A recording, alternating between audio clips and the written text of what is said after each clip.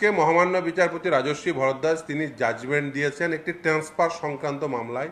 নীলাঞ্জনা মাইতি, যিনি পূর্ব মেদিনীপুরের একজন শিক্ষিকা, তাকে ট্রান্সফার করা হয়েছিল অন্য একটি স্কুলে। সেই ট্রান্সফার অর্ডারটিকে চ্যালেঞ্জ করি। প্রথমে ট্রান্সফার অর্ডারটি ইস্যু করেন চেয়ারম্যান ডিপিএসসি, সেটাকে চ্যালেঞ্জ করা হয়। সেই সময় মহামান্য বিচারপতি বিশ্বজিৎ বাসু স্টে করেন।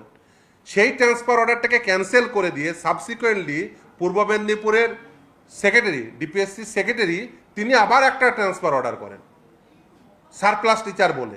সেই ট্রান্সফার অর্ডারটাকে চ্যালেঞ্জ করা হয় মহামান্য বিচারপতি রাজশ্রী ভরদ্বাজের আদালতে। সেটি শুনানি হয়। জাজমেন্ট হয়েছে আজকে যে ওই পূর্ব মেদিনীপুর ডিপিএসসি এখন নেই, ডিপিএসসির অস্তিত্ব নেই। তার কারণ সেই ডিপিএসসি একটা বডি কর্পোরেট। সেই বডি কর্পোরেটে 44 জন সদস্য থাকে। সেখানে এমএলএ থাকে, জেলা পরিষদের মেম্বাররা থাকে, পঞ্চায়েত সমিতির মেম্বাররা থাকে, মিউনিসিপ্যালিটির কাউন্সিলররা থাকে। এই সরকারের আমলে এই গণতান্ত্রিক বডিটাকে ডিফাঙ্ক করে দিয়ে শুধুমাত্র একজন চেয়ারম্যানকে বসিয়ে দিয়ে, এবং তারাও বেশিরভাগ ক্ষেত্রে শাসক দল ঘনিষ্ঠ, হয় শাসক দলের ওই শিক্ষক সেলের নেতা, কিছু ক্ষেত্রে এমএলএ, তারা চেয়ারম্যান হিসেবে বসে গিয়ে এই ট্রান্সফারের নাম করে গোটা পশ্চিমবঙ্গের একটা ট্রান্সফারের বাজার তৈরি করেছে।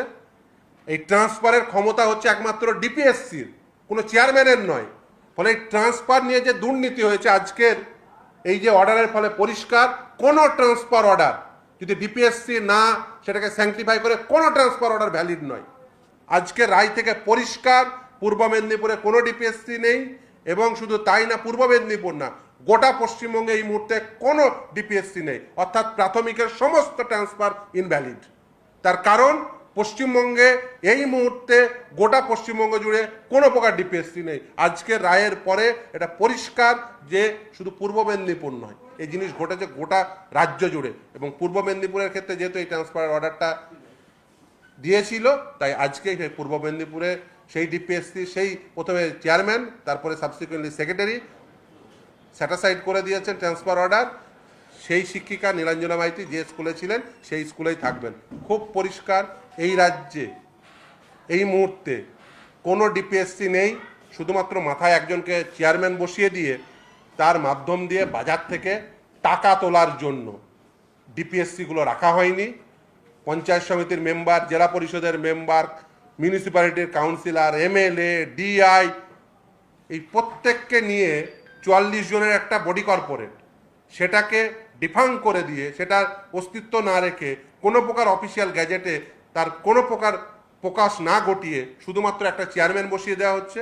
সেকশন 37কে এক্সারসাইজ করে যে একজন চেয়ারম্যান, ওই ডিপিএসসি চেয়ারম্যান বলে তাকে চালিয়ে দেওয়া হচ্ছে, কোনো গ্যাজেট করা হচ্ছে না। ফলে উইদাউট এনি গ্যাজেট চেয়ারম্যানরা অ্যাপয়েন্টমেন্ট পাচ্ছে, আর চেয়ারম্যানরা অ্যাক্ট করছে ডিপিএসসির হিসাবে।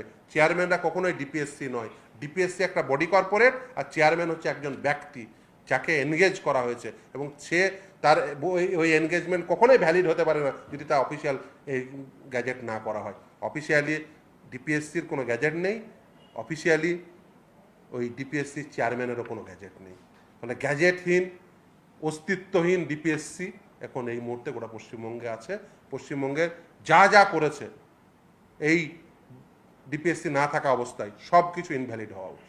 তাহলে এই যে 2015 পর থেকে যে রিক্রুটমেন্ট গুলো হয়েছে, প্রাইমারি 2016 রিক্রুটমেন্ট, 20 রিক্রুটমেন্ট, প্রায় 60-62 হাজার রিক্রুটমেন্ট, তাদের ভবিষ্যৎ? মামলা চলছে, ভবিষ্যৎ এই জাজমেন্টের পরে ভবিষ্যৎ ঠিক হবে। এরা একটা আইনে পরিবর্তন করেছিল। 2001 সালের রিক্রুটমেন্ট রুলসে দেখবেন অ্যাপয়েন্টিং অথরিটি হচ্ছে ডিপিএসসি, আর 2016 সালের রুলসে, আমি সেটাও দেখিয়েছি আদালতে, রিক্রুটমেন্ট রুলসে অ্যাপয়েন্টিং অথরিটি করেছে চেয়ারম্যান ডিপিএসসি। যদিও মূল আইনে বলা আছে যে অ্যাপয়েন্টিং অথরিটি হবে ডিপিএসসি। অর্থাৎ এখানে ওই এক্সিকিউটিভ পাওয়ারকে এক্সারসাইজ করে মূল আইনকে ভঙ্গ করে বেসিক্যালি চেয়ারম্যানের হাতে ক্ষমতা তুলে দেওয়া হয়েছিল। কিন্তু আজকের রায় থেকে পরিষ্কার যে ডিপিএসসি নেই। ডিপিএসসি না থাকার ফলে ডিপিএসসির কোনো, দেখুন এই প্রাথমিকের যে নিয়োগ প্রক্রিয়া হয়েছিল সেখানে প্যানেল পাবলিশই হয়নি। বোর্ড যে কথা বলছে যে ওই ডিপিএসসিগুলোতে প্যানেল পাবলিশড হয়েছে, ডিপিএসসি ছিল না। 2015-র পরে এই গোটা রাজ্যে ডিপিএসসির মিটিং হয়েছে নাকি? ডিপিএসসি মানে একটা ফুল বডি, 44 জনের বডি ওই সমস্ত জেলায় জেলায় টাকা তোলার জন্য একজন করে ওই শাসক দলের নেতা নেত্রীদের ডিপিএসসি ওই চেয়ারম্যান করে বসে রেখে দিয়েছে বেশিরভাগ ক্ষেত্রেই। ফলে ওটা চেয়ারম্যান মানে ডিপিএসসি না। 2011 সালে সর্বশেষ ডিপিএসসির ভোট হয়েছে, 4 বছরের টার্ম শেষ হয়ে গেছে 2015, নিয়োগ প্রক্রিয়া 2016, কোনো ডিপিএসসি ছিল না। তো ডিপিএসসি যে বডিরই অস্তিত্ব নেই, তো সে আবার প্যানেল পাবলিশ কী করবে? ফলে একদিকে ডিপিএসসি ছিল না, প্যানেল পাবলিশ হয়নি, শুধু তাই না, যে কাজ দেখুন এই প্রাথমিকের যে নিয়োগ প্রক্রিয়া হয়েছিল সেখানে প্যানেল পাবলিশই হয়নি। বোর্ড যে কথা বলছে যে ওই ডিপিএসসিগুলোতে প্যানেল পাবলিশ হয়েছে, ডিপিএসসি ছিল না। 2015 পরে এই গোটা রাজ্যে ডিপিএসসির মিটিং হয়েছে নাকি? ডিপিএসসি মানে একটা ফুল বডি, 44 জনের বডি ওই সমস্ত জেলায় জেলায় টাকা তোলার জন্য একজন করে ওই শাসক দলের নেতা নেত্রীদের ডিপিএসসি ওই চেয়ারম্যান করে বসে রেখে দিয়েছে বেশিরভাগ ক্ষেত্রেই। ফলে ওটা চেয়ারম্যান মানে ডিপিএসসি না। 2011 সালে সর্বশেষ ডিপিএসসির ভোট হয়েছে, 4 বছরের টার্ম শেষ হয়ে গেছে 2015, নিয়োগ প্রক্রিয়া 2016, কোনো ডিপিএসসি ছিল না। তো ডিপিএসসি যে বডিরই অস্তিত্ব নেই, তো সে আবার প্যানেল পাবলিশ কী করবে? ফলে একদিকে ডিপিএসসি ছিল না, প্যানেল পাবলিশ হয়নি, শুধু তাই না, যে কাজ